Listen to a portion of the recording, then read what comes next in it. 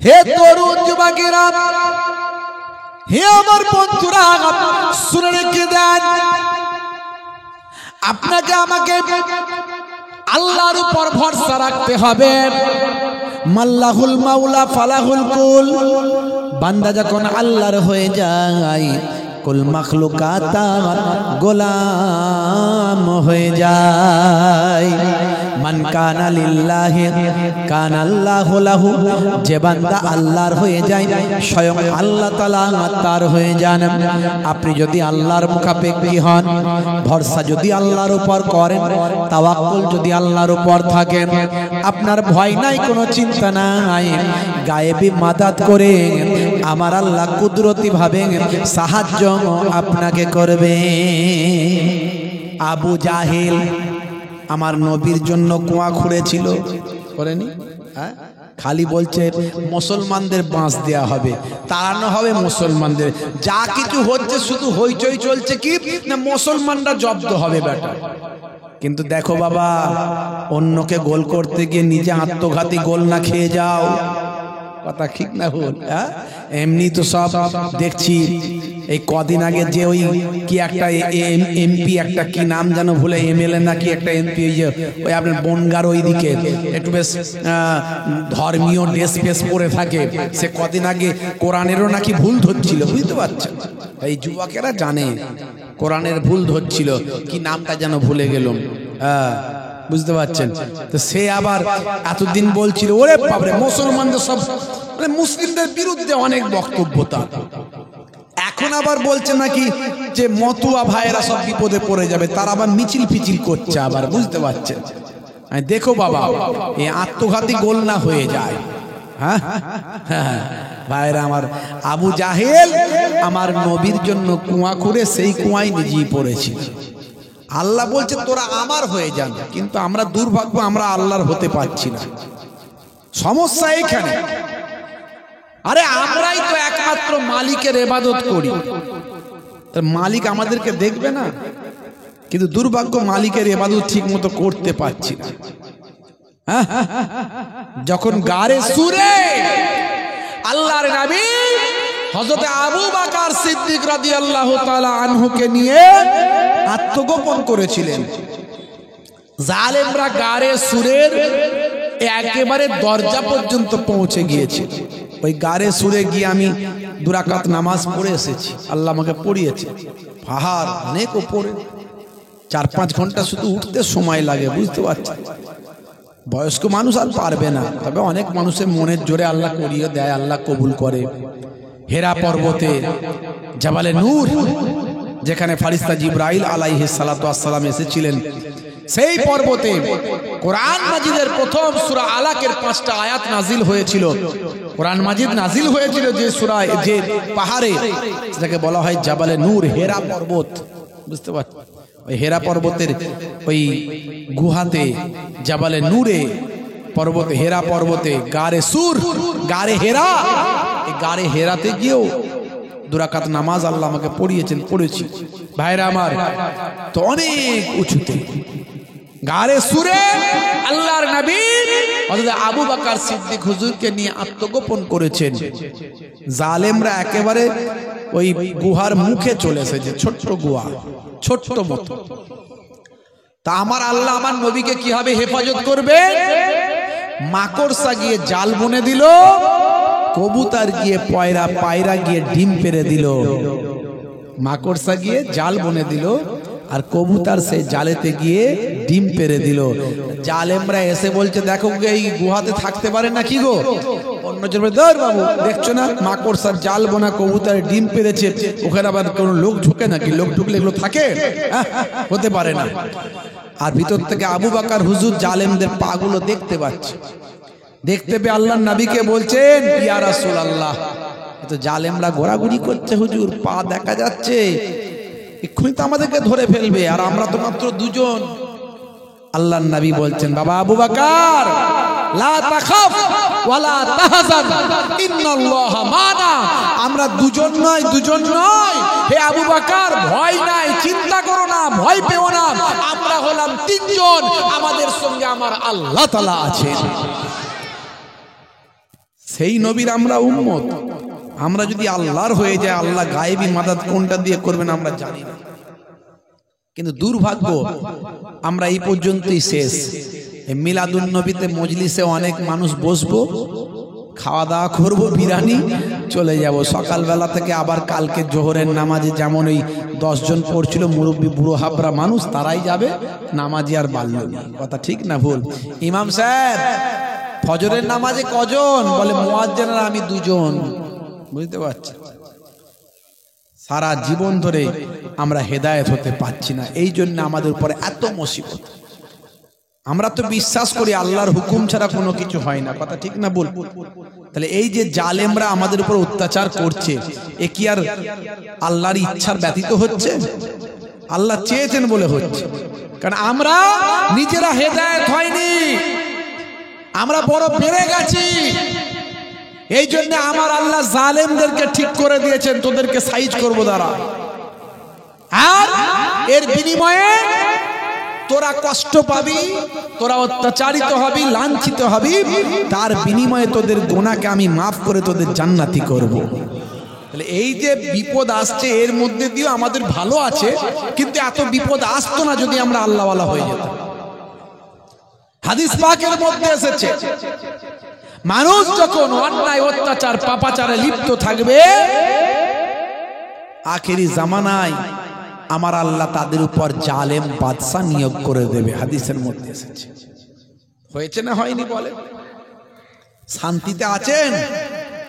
মন শান্তিতে আছে? নাই, সব সময় টেনশন, কি হবে আল্লাহ, কি হবে আল্লাহ। হে তরুণ যুবকেরা, হে আমার বন্ধুরা, শুনে রেখে দিন বাবা, জেনে রেখে দেন, হে মুসলমান, আপনারা আমার ঈমানকে মজবুত করতে হবে, আপনারা আমার বিশ্বাসকে মজবুত করতে হবে, আল্লাহর প্রতি ঈমানটা সঠিকভাবে ঠিক করতে হবে। আমি এর আগে অনেক উদাহরণ দিয়েছি আল্লাহর প্রতি বিশ্বাস কেমন করে আসবে। হে তরুণ যুবকেরা, হে আমার মুরব্বিয়ানেরা, আল্লাহকে দেখি না, আল্লাহকে চোখে দেখতে পাওয়া যায় না, কিন্তু আল্লাহকে না দেখলেও আমার আল্লাহকে অনুভব করা যায়। বন্ধুরা আমার, আপনার মাথায় মাঝে মাঝে কেউ ঢোকাতে পারে, আর না দেখে কি আবার স্রষ্টাকে মানা যায়? হে তরুণ যুবকেরা, আল্লাহকে ছাড়া আপনি কাকে বিশ্বাস করবেন, কাকে আপনি মানবেন? হে তরুণ যুবকেরা, একজন আস্তিক ছিল, আগে আল্লাহকে মানত, পরে সে নাস্তিক হয়ে গেছে, আল্লাহকে আর মানে না। সঠিক তার মধ্যে হয়তো শিক্ষা নাই, সঠিক এডুকেশন নাই, কিংবা সঠিক আলেম ওলামারা তাকে বোঝাতে ঠিকঠাক পারেনি। যে কোনো কারণেই হোক না কেন, বা অনিচ্ছাকৃতভাবে বা ইচ্ছাকৃতভাবে। আবার নাস্তিক হলে টাকা পয়সা পাওয়া যায়, গাড়ি বাড়ি পাওয়া যায়, বা অন্য কিছু পাওয়া যায়। যে কোনো কারণেই হোক না কেন, আস্তিক থেকে নাস্তিক হয়ে গেছে একজন ব্যক্তি। ভাইরা আমার, মুসলমান থেকে নাস্তিক হয়েছে এমন ব্যক্তি। তরুণ যুবকেরা, তার বন্ধু মুসলমান বন্ধুটা বলছেন, ইন্টারনেটে ভাইরাল, আমি তার বক্তব্যটা শুনলাম। একদিন সেই বন্ধুটা বলছে, আমাকে আমার নাস্তিক বন্ধুটা আমার সঙ্গে দেখা হয়েছে। নাস্তিক বন্ধুটা আমাকে বলছে, ভাই আগে আমি ভালো ছিলাম, এখন আমি ভালো নাই। বলে কেন? তুমি তো নাস্তিক হয়েছো ভালো থাকার জন্য, এখন ভালো নাই কেন? বলছে আর যাই হোক, একটা জিনিসে আমি বড় কষ্ট পাই। বলে কি? আগে কোনো বিপদে পড়লেন, কেউ সাহায্যকারী থাকুক আর নাই থাকুক, মনের কথাটা একজনকে জানাতে পারতাম।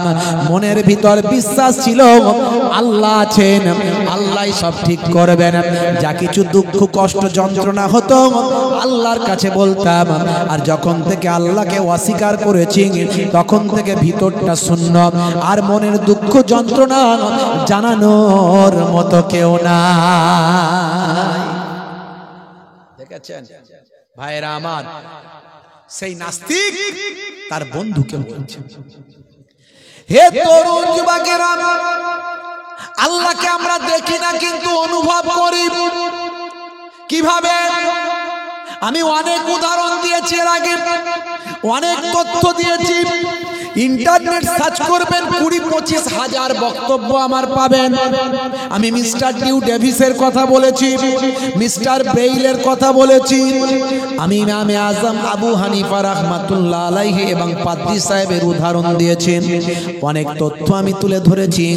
কোরআন মাজিদ থেকে অনেক আয়াতকে আমি সামনে নিয়ে এসে আমি বাস্তব আর বিজ্ঞানের সঙ্গে টাই করে আমি বাস্তব আর বিজ্ঞানের সঙ্গে টাই আপ করে বোঝানোর চেষ্টা করেছি এটা কেমন করে হয়। 1450 বছর আগে আল্লাহর কোরআনে কেমন করে লিপিবদ্ধ হয়। যে সময় কোনো বিজ্ঞান ছিল না, সায়েন্স ছিল না, যে সময় কোনো প্যাথোলজি ছিল না, ইন্টারনেট ছিল না, কোনো রকম কম্পিউটার ছিল না, সায়েন্স ছিল না, যে সময় কোনো ভাই আমার কোনো রকম আমার তরুণ যুবকেরা কোনো রকম কোনো মাইক্রো সার্জারি করার যন্ত্রপাতি ছিল না, যে সময় কোনো আমার এক্সরে মেশিন ছিল না, ইসিজি ইকো কার্ডিওগ্রাফি মেশিন ছিল না, সেই সময় কোরআন মাজিদে যা লিপিবদ্ধ হয়েছে, আল্লাহর নবীর হাদিসে যা লিপিবদ্ধ হয়েছে, আজকের যুগে সেগুলো বিজ্ঞান আর বাস্তবতায় পরিণত হয়েছে। তাহলে কোরআন সত্য কি সত্য নয় আমি বোঝানোর চেষ্টা করেছি, বলেছি। ইন্টারনেটে আছে, আজকে আর পুরানো কথা বেশি বলবো না, পুরানো কথা বেশি বলবো না, তবে একটু টাচ দেবো আমার যুবক ভাইদের জন্য। আমি তো এই জন্যই বলি, যাদের বয়স হয়ে গেছে, যাদের বয়স 8 থেকে 38, তাদের কথায় আমি বারবার আসি, তাদের কথা বারবার আলোচনা করি, কারণ তারা এখন রাস্তা ঠিক করতে পারছে না, কিভাবে চলবো রে বাবু। আর যাদের বয়স 38 থেকে 80, তাদের কথায় আমি কম আসি, কারণ তারা দীর্ঘদিন ধরে ওয়াজ শুনছে, বড় হুজুরের ওয়াজ শুনেছে, মেজো হুজুর কেবলার ওয়াজ শুনেছে, ছোট হুজুর কেবলার ওয়াজ শুনেছে, বড় বড় আলেমদের ওয়াজ শুনেছে, বসিরহাট হুজুরের ওয়াজ শুনেছে, হ্যাঁ, পীরনগরী হুজুর দাদাজান মায়াপুর পীরনগরী হুজুরের ওয়াজ শুনেছে, অনেক বড় বড় আল্লাহওয়ালা মানুষদের ওয়াজ শুনেছে। হয় তারা জান্নাতের টিকিট কেটেছে, না হলে জাহান্নামের টিকিট কেটেছে। দীর্ঘদিন ধরে ওয়াজ শুনছে, 40 বছর 50 বছর ধরে ওয়াজ শুনছে, গ্রামে জলসা হচ্ছে, পাড়ায় জলসা হচ্ছে, এলাকায় জলসা হচ্ছে, 30 বছর 40 বছর ধরে ওয়াজ শুনছে। এই জন্য বলি, হয় তারা জান্নাতের টিকিট কেটেছে, না হলে জাহান্নামের টিকিট কেটেছে। শুধু কনফার্ম হতে বাকি আছে, ওয়েটিং লিস্টে ঝুলছে। টিকিট যখন কনফার্ম হয়ে যাবে, যদি জান্নাতের টিকিট কনফার্ম হয়, ট্রেন প্ল্যাটফর্মে আসবে, তাকে তুলে নিয়ে জান্নাতের দরজায় ফেলে দেবে। আর টিকিট যদি জাহান্নামের কনফার্ম হয়, ট্রেন তাকে তুলে নেবে, তুলে নিয়ে জাহান্নামের ভিতরে ঢুকিয়ে দেবেন। এর জন্য আমি বলি, যাদের 50, 60, 70 বছর 80 বছর হয়েছে, হয় তারা জান্নাতের টিকিট কেটেছে, না হলে জাহান্নামের টিকিট কেটেছে। 40, 50, 60 বছর ওয়াজ শুনছে, এরপরও যদি সে নামাজি না হয়, তাহলে কি বোঝা যাবে? আমি বলছি না জাহান্নামে চলে যাবে, কারণ আল্লাহ কখন তাকে হেদায়েত করে দেবে কেউ জানে। আল্লাহ কোন অবস্থায় কাকে হেদায়েত করবে কেউ জানে না। কেউ কলেমা পড়লে তাকে আর জাহান্নামী বলা যাবে না, বুঝতে পারছেন? কিছু যদি আপনার বেশরিয়াতি কাজও করে ফেলে, তার ইমানের ক্ষেত্রে বলা হয়েছে, ইমান চলে যাওয়ার ব্যাপারে অনেক রকম বিতর্ক আছে।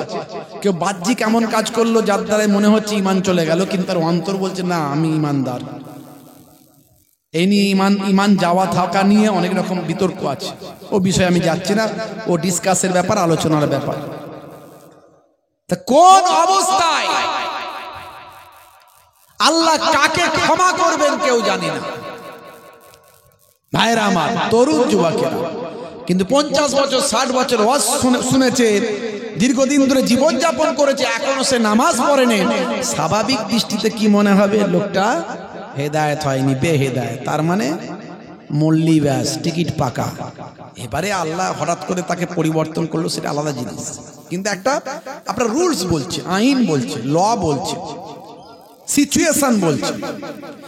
হে তরুণ যুবকেরা, হে আমার বন্ধুরা, তাই আমি বলি, বয়স্ক মানুষদের জন্য আলোচনা বেশি করার দরকার নাই, তারা অনেক আলোচনা শুনেছে। হে যুবকেরা, তোমাদের জন্য বলি, আল্লাহকে দেখতে পাও না, কিন্তু আল্লাহর নিদর্শনকে তোমরা দেখো। হে তরুণ যুবকেরা, হে আমার মুরব্বিয়ানেরা, শুনে রেখে দিন বাবা, জেনে রেখে দিন বাবা, আমার আল্লাহ বলছেন, হে দুনিয়ার মানুষ, তোমরা আমাকে অস্বীকার করো কেমন করে? কাইফা তাকফুরুন, তোমরা কেমন করে কুফরি করো বিল্লাহি, আল্লাহর সাথে। এই পৃথিবীতে আসার আগে তোমরা কোথায় ছিলে? এই পৃথিবীতে আসার আগে তোমরা কোথায় ছিলে? অকুনতুম আমওয়াতান, আমি আল্লাহ বলছি তোমরা সব মৃত ছিলে, মৃত। এই পৃথিবীতে আসার আগে তোমরা মৃত ছিলে। পৃথিবীর কোন কেতাব কি বলেছে পর্যন্ত আপনার কি জানা আছে যে এই পৃথিবীতে আসার আগে আপনারা মৃত ছিলেন? এটা কি কেউ বলেছেন? এটা কি কোনো কেতাবে লেখা আছে? না, আজ পর্যন্ত কোথাও লেখা না, দেখাতে পারবেন না এই পৃথিবীতে আসার আগে আপনি মৃত ছিলেন। পৃথিবীর কোনো কেতাব আপনাকে দেখাতে পারবেন না। কিন্তু আল্লাহর Quran, only one book in the world, একমাত্র আল্লাহর কোরআন বলেছেন এই পৃথিবীতে আসার আগে তোমরা ছিলে মৃত। ফাহিয়াকুম, আমি তোমাদের জীবন দিয়েছি, এই যে আমরা জীবন পেয়েছি। সুম্মা ইউমীতুকুম, আবার তোমাদের মৃত্যু দেব, আমরা আবার মারা যাব, কথা ঠিক না ভুল? সুম্মা ইউহয়িকুম, আবার পুনরায় জীবিত করা হবে। এই যে জীবিত করা হবে, এটাও আল্লাহ বলছে। এই পৃথিবী থেকে মারা যাওয়ার পরে কিয়ামতের দিনে আল্লাহ সমস্ত আত্মাদের জীবিত করবেন। একটা তথ্য আপনাদের বলি, এই যে মানুষ মারা গেলে দেখবেন হয় কবরে না হলে শ্মশানে। হ্যাঁ, এই কবরে দিলেও শরীরে সব কিছু পচে নষ্ট হয়ে গেলেও, মাটির সঙ্গে মিশে গেলেও নাভিটা নষ্ট হয় না। আর পুড়িয়ে দিলেও, শ্মশানে দিলেও দেখবেন অমুসলিম হিন্দু ভাইরা দাহ করার পরে ওই নাভিটাকে খুলে বের করে ওটাকে ভালো করে সুন্দর করে সম্মান করে তারা গঙ্গায় ভাসিয়ে দেয়। এই যে নাভি হলো বীজ, নাভি হলো বীজ। এই নাভি থেকে আল্লাহ আপনার আমার শরীর যেখানেই পড়ে থাকুক, ধুলো ধোঁয়া যাই হোক, সেখান থেকে তুলে নিয়ে এসে নাভির সঙ্গে লাগিয়ে আবার কিয়ামতের দিনে হাজির করবে। বুঝতে পারছেন? হে তরুণ যুবকেরা, তবে আল্লাহওয়ালা মানুষ যদি হয়, আল্লাহওয়ালা মানুষদের যে সেম কবরে পচবে না, কবরের মাটি খেতে পারবে না। হে তরুণ যুবকেরা, আমার নবী, দয়ার নবী জানিয়ে দেন, ইন্নাল্লাহা হারামা আলাল মাআদ আন তাকুলা আজসাদাল আম্বিয়া, নবীদের জিসম খাওয়া আমার আল্লাহ মাটির জন্য হারাম করে দিয়েছেন। নবীদের জিসম, নবীদের শরীর মাটি খেতে পারে না। আর শহীদদের ব্যাপারে আমার আল্লাহ কোরআন মাজিদে বলেন, ওয়ালা তাকুলু লিমান ইউকতালু ফি সাবিলিল্লাহি আমওয়াত বাল আহইয়াউ ওয়ালাকিন লা তাশউরুন। শহীদদেরকে তোমরা মৃত বলো না, বরং তারা জীবিত। এখন শহীদ কারা, এই নিয়ে অনেক বিতর্ক আছে। দল করতে গিয়ে, পার্টি করতে গিয়ে, লড়াই করতে গিয়ে, গুলিগালা চালাতে গিয়ে, বোমবাজি করতে গিয়ে মারা গেছে। মারা যাওয়ার পরে দলের লোকেরা বলছে, শহীদ অমর রহে, তুমি এগিয়ে চলো, আমরা তোমার পেছনে আছি। বলে কি বলে না? হে তরুণ যুবকেরা, আল্লাহর নবী বলেন, না না, ওটা হলো শহীদ নয়। শহীদ কাকে বলে? শহীদের ডেফিনেশন কি? শহীদ হলো ইসলামের জন্য, একেবারে লিল্লাহিয়াত, আল্লাহর জন্য, ইসলামের জন্য, কোরআনের জন্য, নবীর জন্য, মাদ্রাসা মসজিদের হেফাজতের জন্য, দ্বীনের জন্য যদি কেউ নিজের জীবনটা উৎসর্গ করে, ওই ব্যক্তি হলো শহীদ। এই শহীদের দরজা, হে তরুণ যুবকেরা, আমার আল্লাহ কোরআন মাজিদের ভিতরে বললেন, বাল আহিয়াও, শহীদদের মৃত বলো না, বরং তারা জীবিত। ওয়ালাকিন লা তাশউরুন, কেমন করে জীবিত সেটা তোমরা জানো না। অনেক সময় দেখবেন কবর ভেঙে গেছে, ডেড বডি বেরিয়ে এসেছে। কত বছর মারা গেছে? বলে 12 বছর। এখনো ডেড বডি একেবারে সুন্দর আছে? বলে হ্যাঁ। কি করে হলো? সায়েন্স বলছে 6 ঘন্টা পর থেকে ডেড বডির পচন শুরু হয়। 6 ঘন্টা পর থেকে ডেড বডির পচন শুরু হয়। কবরে দেওয়ার 24 ঘন্টা পর সবচেয়ে আগে পায়ু দ্বার দিয়ে শরীরের ভিতরের পোকাগুলো বেরিয়ে যায়। 3 দিন পরে সবচেয়ে আগে নাকটা পচে যায়। 6 দিন পরে নখগুলো তার খুলে খুলে ঝরে যায়। 9 দিন পরে শরীরের চুল আর লোমগুলো ঝরতে থাকে। 17 দিনে পেটটা দুম করে বাস্ট হয়ে যায়। 2 মাসে শরীরের গোস্তগুলো পোকামাকড় খেয়ে সব হাড় হাড্ডি খানা বের করে দেয়, কঙ্কাল বানিয়ে দেয়। 390 দিনের মধ্যে কঙ্কালের জয়েন্ট গুলো খুলে পাট পাট হয়ে যায়। মাটি পোকা যত যা জীবজন্তু আছে সব খেয়ে ফাঁকা করতে শুরু করে।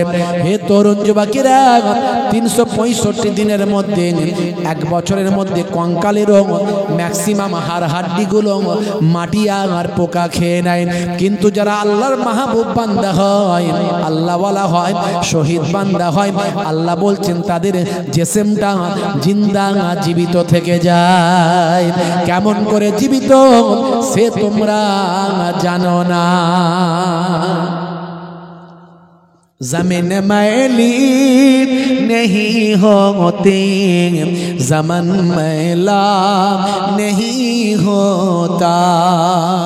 जमीन मैली नहीं होती, ज़मन मैला नहीं होता। मोहम्मद के गुलामों का कफन मैला नहीं होता। जोरे হবে না, जोरे হবে না। হে তরুণ যুবকেরা, হে আমার বন্ধুরা, শুনে রেখে দিন বাবা, জেনে রেখে দিন বাবা, হে মুসলমান, আল্লাহ যে আছে এটা আপনাকে বিশ্বাস করতে হবে। আল্লাহকে দেখি না, কিন্তু আল্লাহর নিদর্শনগুলো দেখতে পাই। আমরা বাংলায় জানি কর্তা ছাড়া কখনো ক্রিয়া হয় না, কখনো ক্রিয়া হয় না কর্তা ছাড়া। এই যে স্টেজ তৈরি হয়েছে, প্যান্ডেল তৈরি হয়েছে, কেউ না কেউ করেছে। তাহলে কর্তা ছাড়া যখন ক্রিয়া হয় না, অটোমেটিক সব কিছু কি করে হতে পারে? এই আকাশ, এই জমিন, এই চাঁদ, এই সূর্য, এগুলো কোনো মানুষের সৃষ্টি করা কি মনে হচ্ছে? মানুষ কি তৈরি করেছে? অটোমেটিক হয়ে গেছে। কিছু মানুষ মনে করে এগুলো অটোমেটিক হয়ে গেছে, আবার তারাই বলে কর্তা ছাড়া ক্রিয়া হয় না। এ তরুণ যুবকেরা, কিন্তু আমরা মুসলমান বিশ্বাস করি এগুলো আমার আল্লাহর কুদরতি ভাবে সৃষ্টি করা। আল্লাহকে দেখতে পাই না, কিন্তু আল্লাহর নিদর্শন দেখতে পাই। হে তরুণ যুবকেরা, হে আমার মুরব্বিয়ানেরা, শুনে রেখে দিন বাবা, জেনে রেখে দেন, আল্লাহকে দেখতে পাই না, কিন্তু আমার আল্লাহর নিদর্শন দেখা যায়। 1450 বছর আগে পৃথিবীর মানুষ ভাই আমার এসব খবর তথ্য কিছু জানতো না। 1450 বছর আগে পৃথিবীর বিজ্ঞানীরা এসব খবর কিছু রাখতো না, কারণ তখনকার যুগে সায়েন্স ছিল না ভাই আমার। ভাই আমার এই চাঁদের চন্দ্রযান তখন যায়নি, মঙ্গলে মঙ্গলযান যায়নি। হে তরুণ যুবকেরা, হে আমার বন্ধুরা, তখন 1450 বছর আগে আল্লাহর কোরআনে যা বলা হয়েছে সেগুলো আজকের যুগে সব বিজ্ঞানের বাস্তবতায় পরিণত হয়েছে। মানুষ অবাক হয়ে যায়, এটা কেমন করে সম্ভব? এই যে বিশ্ব ব্রহ্মাণ্ড তৈরি হয়েছে, আকাশ তৈরি হয়েছে, চাঁদ তৈরি হয়েছে, পৃথিবী তৈরি হয়েছে, এটাকে বিজ্ঞানের ভাষায় তারা বলছে বিগ ব্যাং থিওরি। ওয়াজ জীবনে অনেক শুনেছেন, শুনবেন। আমি একটু অন্যভাবে বলি, এই সব কথাগুলো বলি আমার যুব সমাজগুলো ঠিক মতো বুঝছে কিনা ওদেরকে বোঝানোর জন্য। যারা একটু পড়াশোনা করছে মোটামুটি তারা বুঝবে বিগ ব্যাং থিওরি। হে তরুণ যুবকেরা, হে আমার মুরব্বিয়ারা, শুনে রেখে দিন বাবা, জেনে রেখে দেন হে মুসলমান, এই বিগ ব্যাং থিওরিতে কি বলা হয়েছে শুনে রাখুন। বিগ ব্যাং থিওরিতে বলা হয়েছে, এই বিগ ব্যাং থিওরিটা আবিষ্কার হয়েছে কবে? এটা হলো 1931 সাল। সালটা হলো 1931 সাল। যিনি প্রথম বিগ ব্যাং থিওরির আবিষ্কার করেন তার নাম হলো মিস্টার জর্জ লেমিন্ট্রে, একজন জ্যোতির্বিদ। যিনি মহাকাশ নিয়ে গবেষণা করে তাদের বলা হয় জ্যোতির্বিদ। এই জ্যোতির্বিদ প্রথম 1931 সালে বিগ ব্যাং থিওরি আবিষ্কার করলেন। এই বিগ ব্যাং থিওরি কি বলা হয়েছে? এই বিগ ব্যাং থিওরিতে বলা হয়েছে বিশ্ব ব্রহ্মাণ্ড যা কিছু আছে, আকাশ জমিন চাঁদ সূর্য গ্রহ নক্ষত্র উপগ্রহ সৌরজগৎ, ভাই আমার যা কিছু বিশ্ব ব্রহ্মাণ্ডে আছে সব একটা বিন্দুর মতো ছিল। একটা বিন্দু, এই বিন্দুতে একটা মহাবিস্ফোরণ হলো। মহাবিস্ফোরণ হওয়ার সঙ্গে সঙ্গে আকাশ সৃষ্টি হয়ে গেল, চাঁদ সৃষ্টি হয়ে গেল, জমিন সৃষ্টি হয়ে গেল, পৃথিবী সৃষ্টি হয়ে গেল। এটা কবে বলছে? এটা বলছে 1931 সালে। 1931 সালে যখন এই কথাটা মিস্টার জর্জ লেমিন্ট্রে বলল, তখন মুসলমানদের বড় বড় পণ্ডিতেরা তারা কোরআন মাজিদ পড়তে গিয়ে দেখলো, হাই রে হাই, আজকের বিজ্ঞানীরা এত গবেষণা করে যেটা বলে সেটা 1450 বছর আগে আল্লাহর কোরআনের ভিতর লিপিবদ্ধ। জোরে হবে না? এই যুবকেরা জোরে হবে না? ভাবো তো, কল্পনা করো, চিন্তা করো, সকালবেলা ভাববে মুহিবুল্লাহ হুসাইনি কি কথাগুলো বলে গেল। 1931 সাল মানে আজ থেকে 100 বছরও হয়নি বিগ ব্যাং থিওরি আবিষ্কার হয়েছে, আর 1450 বছর আগে কোরআনে কেমন করে লেখা হয়েছে। জোরে হবে না? যদি বলেন কোরআনে কোথায় লেখা হয়েছে, এই হুজুররা মনে হয় মন গড়া কথা বলে দিয়ে চলে যায়। মুহিবুল্লাহ হুসাইনি তথ্য ছাড়া কথা বলে না। বিশাল জ্ঞান গরিমা বুদ্ধিমত্তা আমার নাই, যেটুকু আল্লাহ আমাকে শিক্ষা দিয়েছেন, যেটুকু পড়াশোনা আমি অল্প বেশি কিছু করতে পারিনি, অল্প করেছি। জি হ্যাঁ, এদিকে টাইটেল, এদিকে মাস্টার ডিগ্রি, বিএড, বুঝতে পারছেন? এই যেটুকু পড়াশোনা, হ্যাঁ, এর মধ্যে থেকে আমি বিরাট পণ্ডিত নয়। 17 বছর একটা উচ্চ মাধ্যমিক হাই সেকেন্ডারি স্কুলের শিক্ষকতার দায়িত্বে আছি। কয়েকবার টিআইসির দায়িত্ব নিয়েছিলাম। চাপ এত দায়িত্ব সামলাতে পারিনি, ছেড়ে দিয়েছি। বুঝতে পারছেন বন্ধুরা আমার, তরুণ যুবকেরা আমার, আমি আমার ক্ষুদ্র বুদ্ধি দিয়ে এগুলো গবেষণা করে বের করার চেষ্টা করেছি। 1931 সালে হে তরুণ যুবকেরা, মিস্টার জর্জ লেমিন্ট্রে তিনি বললেন সারা বিশ্ব ব্রহ্মাণ্ড একত্রিত ছিল, তাতে একটা মহা বিস্ফোরণ হলো। এই বিস্ফোরণ হওয়ার পরে পৃথিবী তৈরি হয়ে গেল, ওদিকে আকাশ তৈরি হয়ে গেল। এটা 1931 সালে মিস্টার জর্জ লেমিন্ট্রে বলছে। অথচ পণ্ডিতেরা কোরআন মাজিদ খুলে দেখেন 1450 বছর আগে আমার আল্লাহ একথা কোরআন মাজিদে বলেছেন। এবার চলে আসুন বাবা, কোরআন মাজিদে কোথায় বলা হয়েছে। আমি বেশি উদাহরণ দিতে পারবো না, তাহলে আসল আলোচনা বাদ পড়ে যাবে। এরকম উদাহরণ তো আমি 20-50টা দিয়ে দেব, কিন্তু সময় আপনাদের চলে যাবে, অত শোনার দরকার নাই।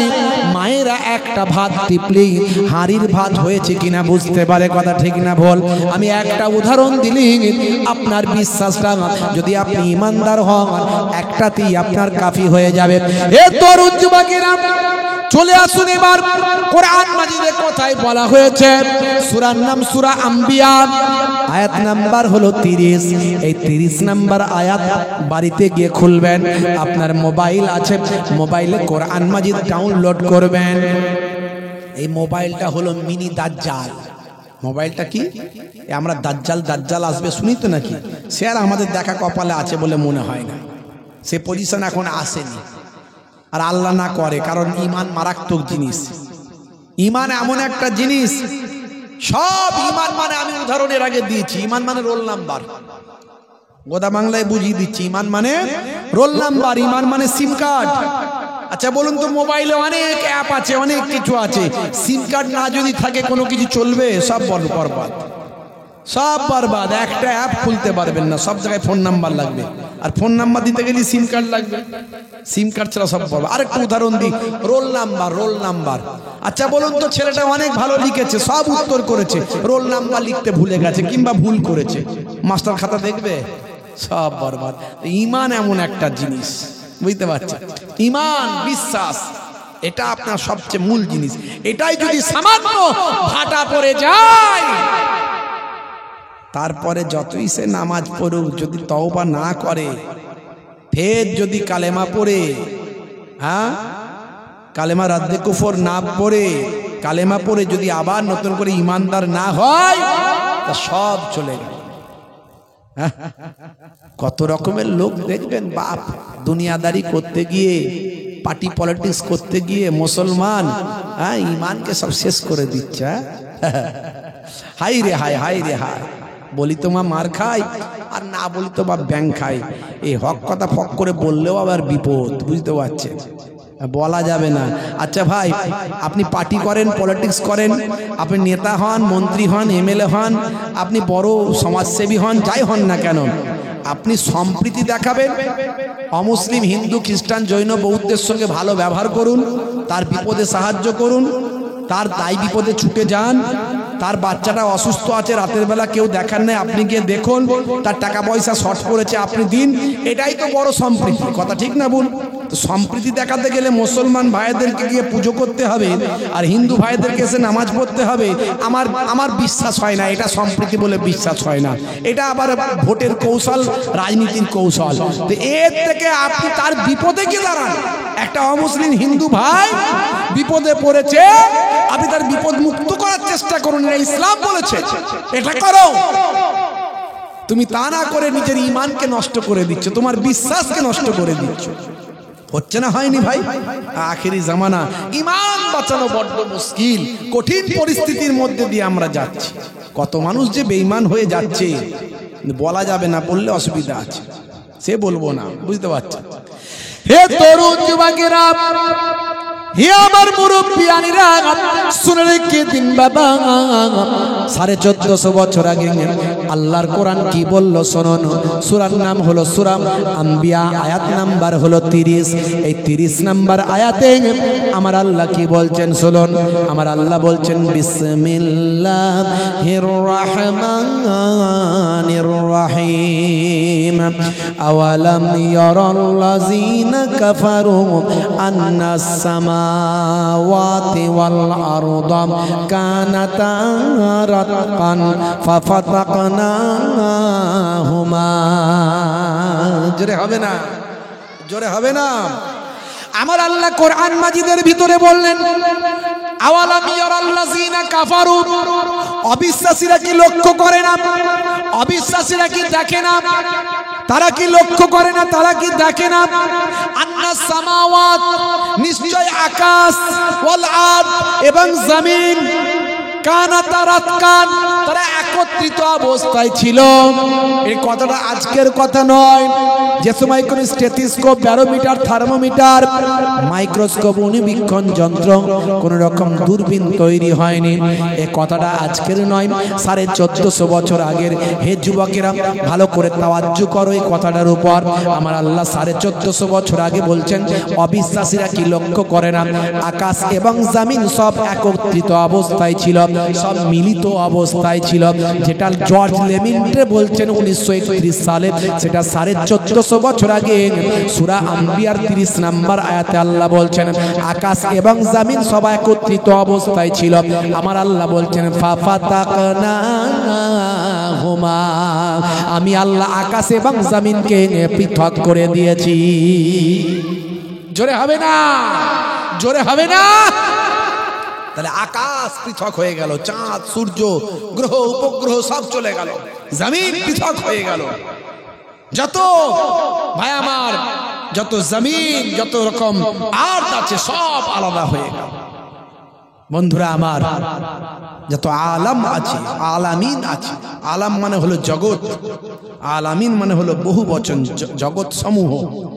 আলহামদুলিল্লাহি রাব্বিল আলামিন। আছে না নাই? যারা বলেন সমস্ত প্রশংসা মহান আল্লাহর, যিনি সারা আলামিন সব জগৎ সমূহের রব। জোরে বলুন সুবহানাল্লাহ। ওয়ামা আরসালনাকা ইল্লা রাহমাতাল লিল আলামিন। আল্লাহ বলছেন আমি সারা জগৎ সমূহের রব। যত জগৎ আছে সব জগতের আমি আল্লাহ হলাম রব, সৃষ্টিকর্তা। আর আমার নবী আখিরি জামানার পয়গম্বর হলেন যত জগৎ সমূহ আছে সমস্ত জগৎ সমূহের জন্য রাহমাত। তাহলে আমার নবীর সম্মান কত বুঝতে পারছেন? যতগুলো জগতের মহান আল্লাহ রব, ততগুলো জগতের আমার নবী হলেন রাহমাত। জোরে বলুন সুবহান। বন্ধুরা আমার, তরুণ যুবকেরা আমার, একটা উদাহরণ দিলাম। হে যুবকেরা, এরকম উদাহরণ আমার কাছে অনেক আছে, আমি বেশি উদাহরণ দিতে যাচ্ছি না। মুরব্বিয়ানেরা, তরুণীরা, মুরব্বিয়ানেরা, যুবকেরা, ঈমানকে মজবুত করুন। কিতাবের মধ্যে দেখতে পাওয়া যায় যদি কেউ তোমাকে আগুনে জ্বালিয়ে দেয়, যদি কেউ তোমাকে হত্যা করে, তাহলে তুমি শিরক করো না, তাহলে তুমি ঈমানটা নষ্ট করো না। এখন সামান্য চেয়ারের জন্য, সামান্য পয়সার জন্য কত মানুষ নিজেদের ঈমান ধ্বংস করছে। আছে না নাই? এখন একটা সাম্প্রদায়িক দল, সেই দলে তো মুসলমান নাম লেখাচ্ছে। আছে না নাই? সেই দলেতে নাম লিখিয়ে আল্লাহর বিরুদ্ধে, মসজিদের বিরুদ্ধে, মাদ্রাসার বিরুদ্ধে, মুসলমানের বিরুদ্ধে, ইমানদারদের বিরুদ্ধে সেখানে বক্তৃতা দিচ্ছে। আছে না নাই? ইন্টারনেট সার্চ করলে কত পাবেন। হে তরুণ যুবকেরা, হে আমার মুরব্বিয়ানেরা, হে যুবকেরা, শুনে রেখে দিন বাবা, ঈমানের কত মূল্য, ঈমানের কত দাম। আমি আপনাদের খেদমতে একটা উদাহরণ দেব।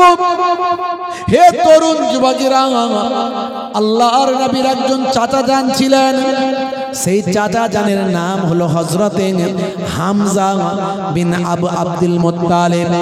হামজা বিন আব্দুল মুত্তালিব, হযরতে হামজা রাদিয়াল্লাহু তাআলা আনহু একেবারে আল্লাহর নবীর সিংহ চাচা ছিলেন, যাকে বলা হয় সিংহ সম চাচা। মানে আল্লাহর নবীর একজন ভাই আমার শক্তিশালী চাচাদের মধ্যে একজন ছিলেন হযরতে হামজা রাদিয়াল্লাহু তাআলা আনহু।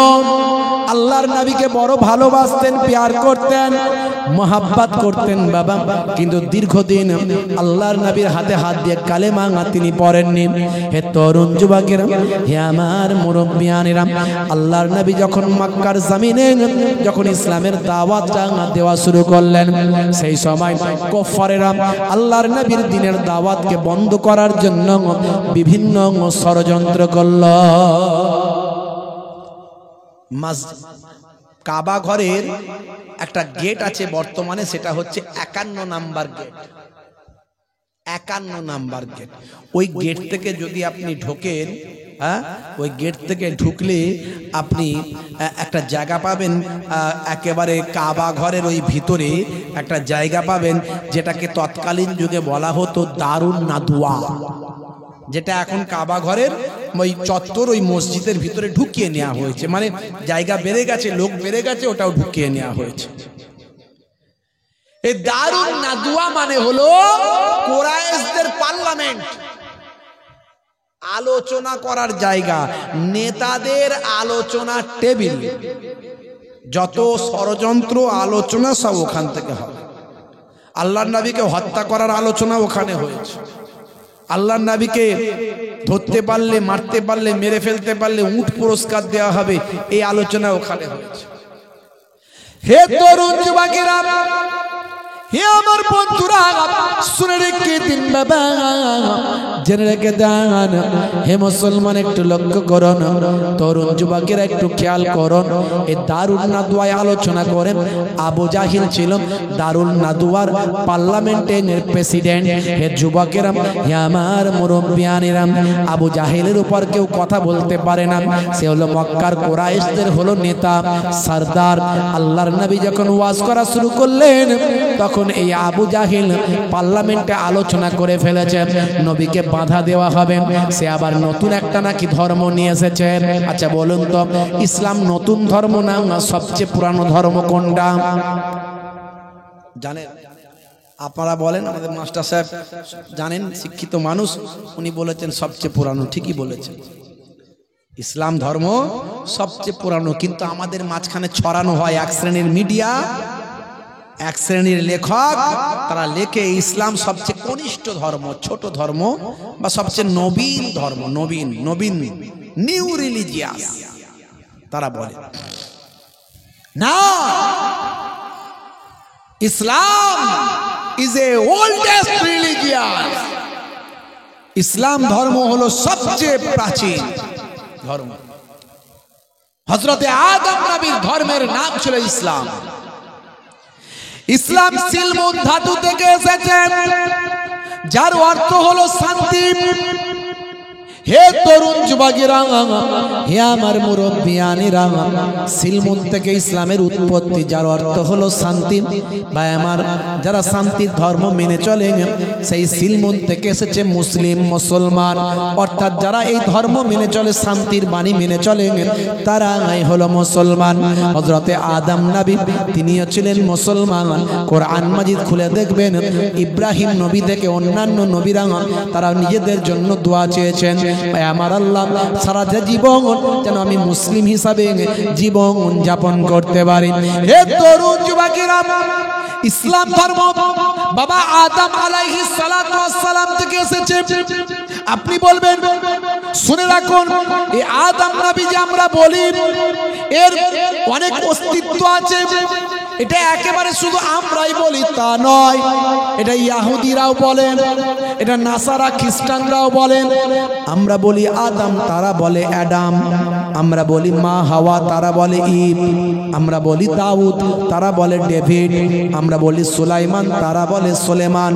আমরা বলি মুসা, তারা বলে মোজেস। আমরা বলি ঈসা, তারা বলে যিশু। আমরা বলি মারিয়াম, তারা বলে মেরি। ভাই আমার, নামগুলো শুধু পাল্টে গেছে, ব্যক্তিগুলো ঠিকই আছে।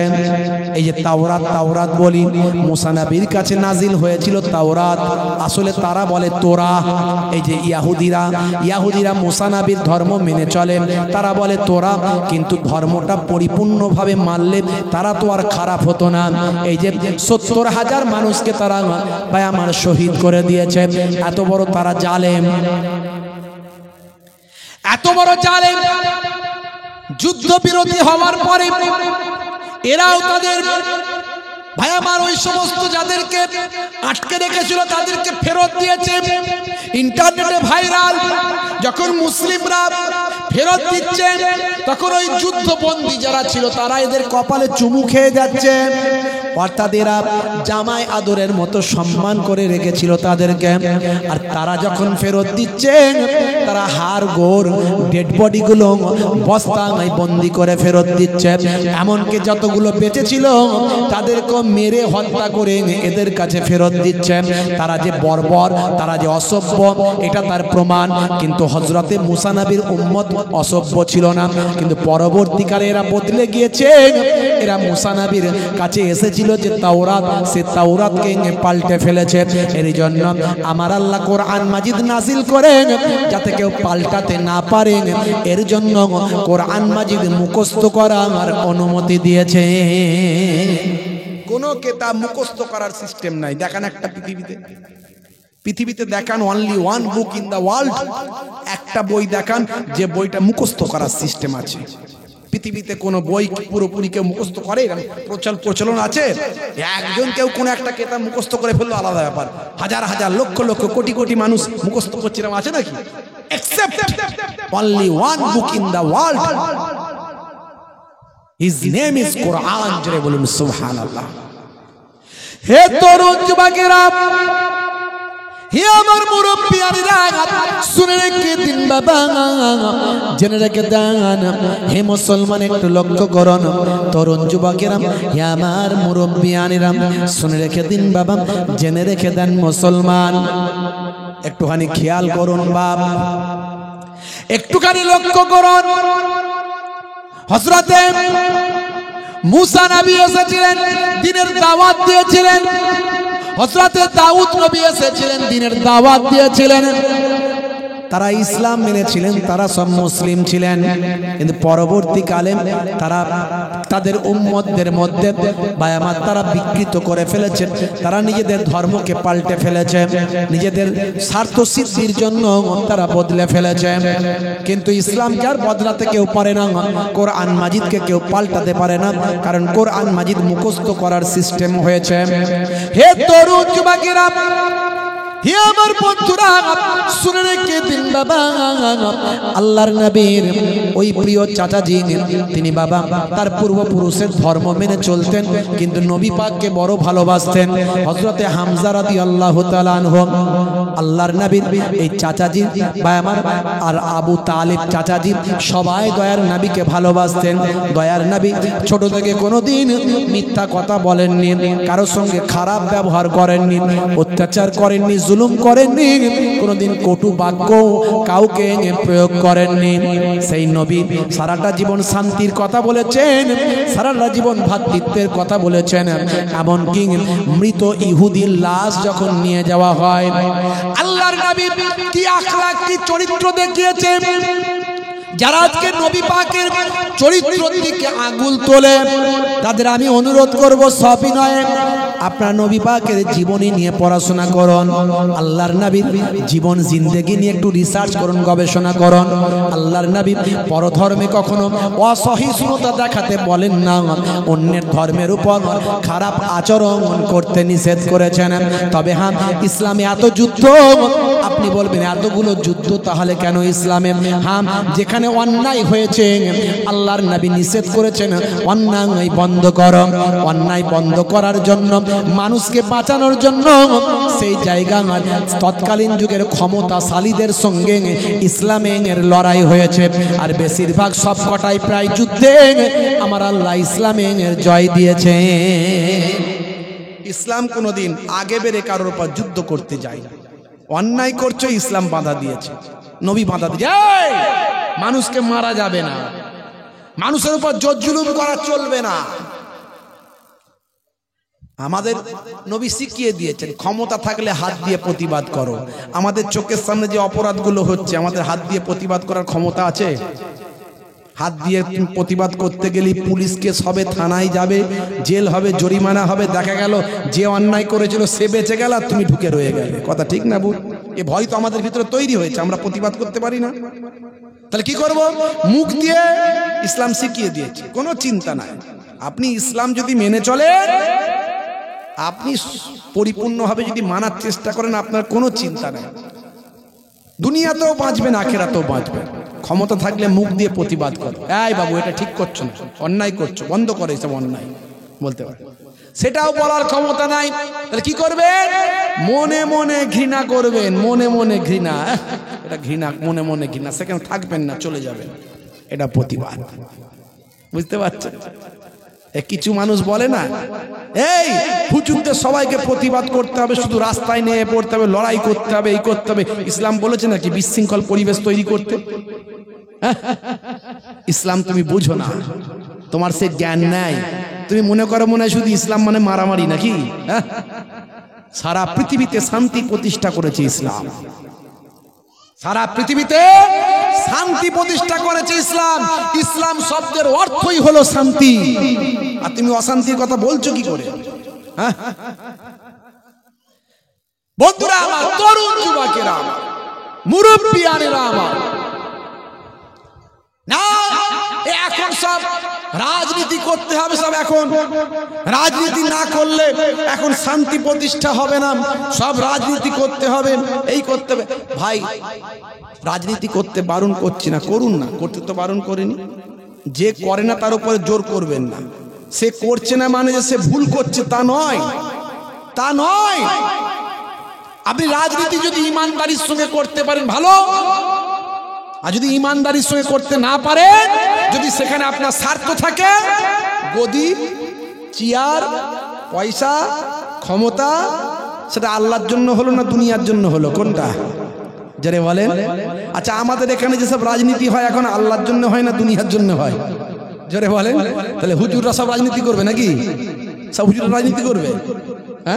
হ্যাঁ, যদি আল্লাহর জন্য হতো, ওই রাজনীতি করতে গিয়ে যদি মরে যায় শাহাদাতের দরজা পেয়ে যাবে। তুমি চিন্তা করো বুকে হাত দিয়ে আল্লাহর জন্য করছে কিনা। যদি তোমার নিয়ত ঠিক থাকে আল্লাহর জন্য করছি, হ্যাঁ, আমি এমন রাজনীতি করব, করে যদি আমি জয়লাভ করতে পারি তাহলে আমি এখানে অন্যায় বন্ধ করে দেবো। পারবে? অন্যায় বন্ধ করার ক্ষমতা আছে তোমার? কি করে পারবে? কি করে পারবে?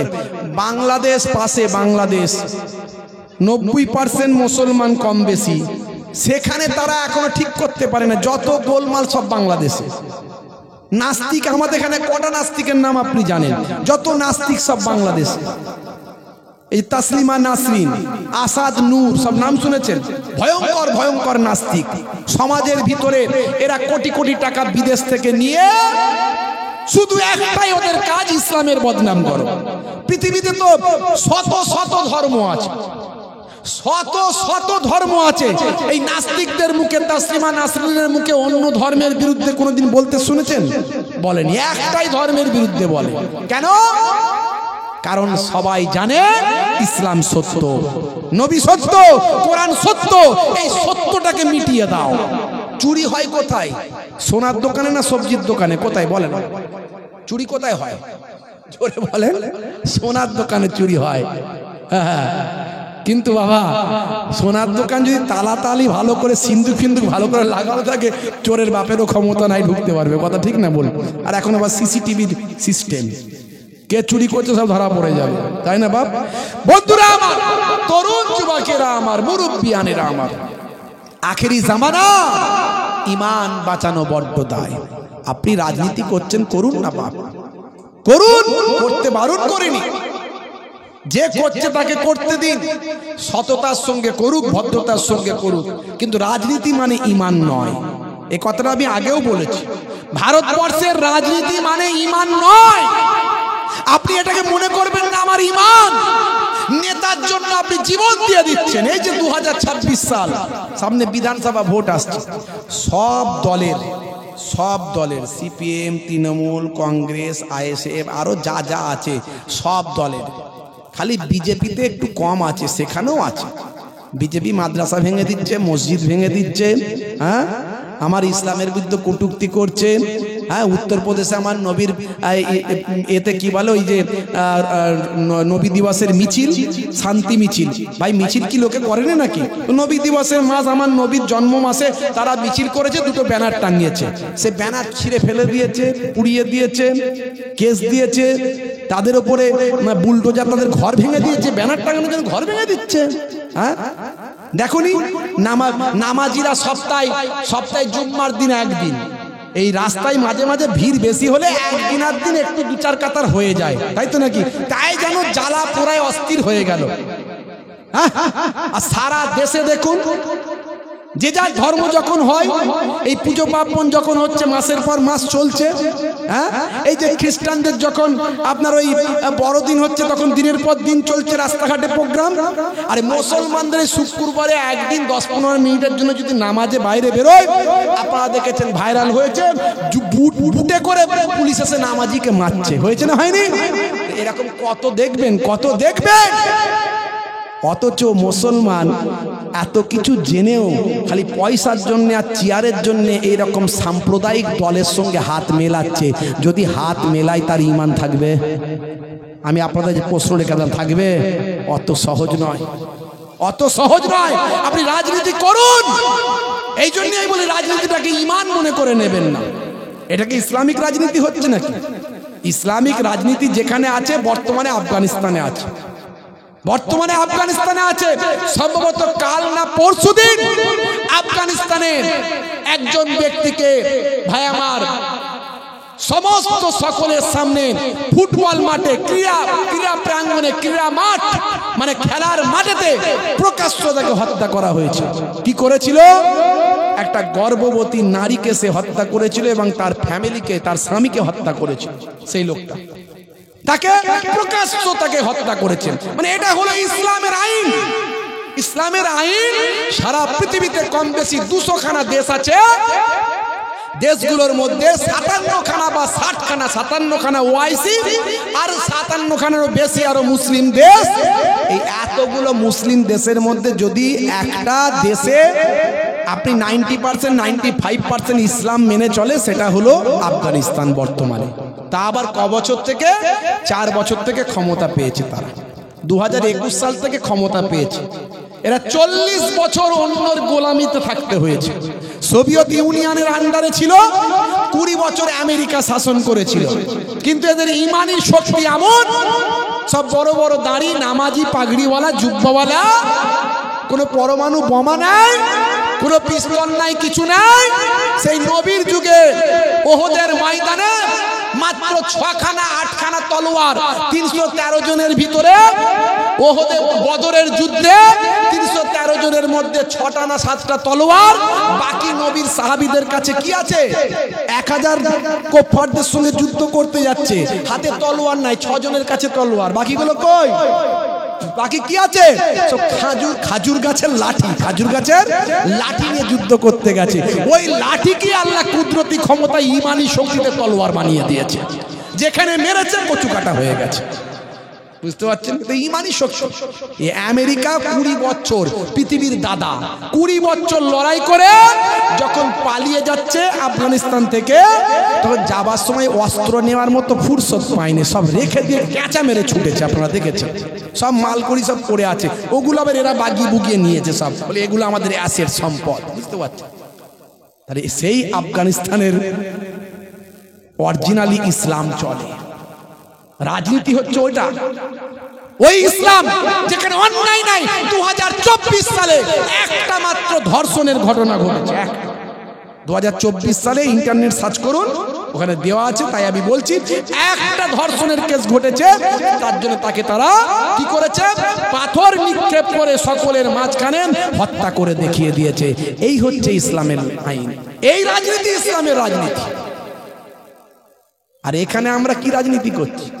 তা রাজনীতি করুন, যদি দুটো ভালো কাজ করতে পারেন করুন, দুটো ভালো কথা বলতে পারেন বলুন। যারা বলছে তাদের সাপোর্ট করি, যারা বলছে তাদের সাপোর্ট করি, কিন্তু যারা করে না মানে তারা ভুল করছে, এটা ভাববেন না, এটা ভাববেন না। আর রাজনীতিকে ঈমান মনে করবেন না। আপনার ছেলে, আপনার বাপ ছেলে হারাবে, আপনার স্ত্রী বিধবা হয়ে যাবে, আপনার সন্তান এতিম হয়ে যাবে। হ্যাঁ, কোন নেতার ছেলেকে দেখেছেন রাস্তায় মারপিট করতে? কোন নেতার ছেলেকে দেখেছেন রাস্তায় মারপিট করতে? করেনি। আপনি কেন করছেন? কেন? আপনি ভোটটা দেবেন, চেষ্টা করলেন, আপনি যে দল করেন সে দলের জন্য নিশ্চয়ই চেষ্টা করতে পারেন, কিন্তু তার মানে এই নয় নিজের জীবনটাকে দিয়ে দেবেন। এটা কত আর আমরা বোঝাবো, কত আর বলবো? সব দলের প্রথম সারিতে মুসলমান, মারছে মুসলমান, মরছে মুসলমান।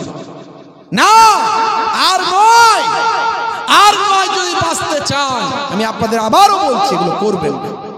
আবারও বলছি, রাজনীতি আপনার ঈমান মনে করবেন না। এটা বলার জন্য আমার উপর সমালোচনা হয়েছে, আমার বিরুদ্ধে ভিডিও তৈরি হয়েছে, তারপরও আমি বলবো, আমার কমকে বাঁচানোর জন্য বলবো, 100 বার বলবো, ভারতবর্ষের রাজনীতি ইসলামের রাজনীতি নয়। অর্থাৎ এটা আমার ঈমান নয়। এটা দুনিয়াদারি করতে গেলে যেরকম রাজনীতি করা দরকার করব, কিন্তু দুনিয়াদারি করতে গেলে যে রাজনীতি করতে হয় করবেন, তাতে যেন আপনি আপনার জীবনকে দিয়ে দেবেন না, আপনার সন্তান যেন এতিম না হয়ে যায়। আমি আপনাকে এটা আবারও বলবো। বন্ধুরা আমার, হে তরুণ যুবকেরা, হে আমার বন্ধুরা, হযরতে আব্বাস রাদিয়াল্লাহু তাআলা আনহু, আল্লাহর নবীর চাচা জান, নবীকে ভালোবাসতেন, মহাব্বত করতেন। আল্লাহর নবী যা বলেন হক কথা বলেন, মিথ্যা কোনোদিন বলেন না। দয়ার নবী ভালো ব্যবহার, তারা সবাই মুগ্ধ, কিন্তু পূর্বপুরুষের ধর্ম তারা ছাড়ে না, কিন্তু নবীকেও তারা কষ্ট দেয় না, কারণ নবী তো খারাপ কথা বলে না। হে তরুণ যুবকেরা, হে আমার মুরব্বিয়ানেরা, শুনে রেখে দিন বাবা, একদিন আবু জাহেল আল্লাহর নবীকে আঘাত করেছে কাবা শরীফের চত্বরে। হে তরুণ যুবকেরা, সিংহ সমান হযরতে আব্বাস রাদিয়াল্লাহু তাআলা আনহু, তিনি ভাই আমার, তিনি শিকারী ছিলেন একজন, মাঝে মাঝে জঙ্গল এলাকায় চলে যেতেন, শিকার করতেন। হঠাৎ করে যখন কাবা শরীফের সামনে যখন এলেন, তখন তার দাসী বলল, হে হযরতে আব্বাস, হে আমার মনিব, আপনি কি জানেন আপনার ভাতিজা পিতাহারা এতিম মুহাম্মদ সাল্লাল্লাহু আলাইহি ওয়াসাল্লামকে আবু জাহিল খুব মারা মেরেছে, রক্তাক্ত করেছে। এমন কথা শুনে হযরতে হামজা রাদিয়াল্লাহু তাআলা আনহুর শরীর যেন কম্পন তৈরি হলো, এত গুসা, এত রাগ, চোখ লাল হয়ে গেল। এত বড় জালেম আমার এতিম ভাতিজা, যাকে আমরা আমাদের কলিজার থেকেও বেশি ভালোবাসি, সেই এতিম ভাতিজার উপর আঘাত করেছে ওই আবু জাহেল। সহ্য করতে পারলেন না, ছুটে ছুটে চলে গেলেন কাবা শরীফের চত্বরে। গিয়ে দেখে আবু জাহেল ওই দারুন নাদুয়াতে বসে গল্প করছে। হে তরুণ যুবকেরা, হযরতে হামজা রাদিয়াল্লাহু তাআলা আনহু এমন বড় যোদ্ধা ছিলেন, বীর মুজাহিদ ছিলেন। ওই হতভাগা আবু জাহেলকে সেখান থেকে টেনে নিয়ে আসে কাবা শরীফের চত্বরে, দু চারটে তাকে দিগবাজি মেরে, পাল্টি মেরে তাকে একেবারে ফানা ফানা করে দিলেন, নেতা ছেড়ার মতো করে দিলেন, কাচার মাচার মেরে একদম 12টা বাজিয়ে দিলেন। বিরাট শক্তিশালী চেহারা ছিল হামজা রাদিয়াল্লাহু তাআলা আনহু। রক্ত ফক্ত বের করে ওকে ওখানে মোটামুটি হাফ মার্ডার করে দিয়ে জানটা ঠান্ডা হলো, সবাই ধরে ধরে নিল, ঠান্ডা হলো। এত বড় হিম্মত আমার ভাতিজার গায়ে হাত দিবি? হ্যাঁ, সে কি কোনোদিন তোদের সঙ্গে গালাগালি করেছে, মারপিট করেছে, অন্যায় করেছে? হে তরুণ যুবকেরা, এমন সময় দেখতে পাওয়া যায় আল্লাহর নবী বাড়িতে মনটা খারাপ করে বসে আছেন।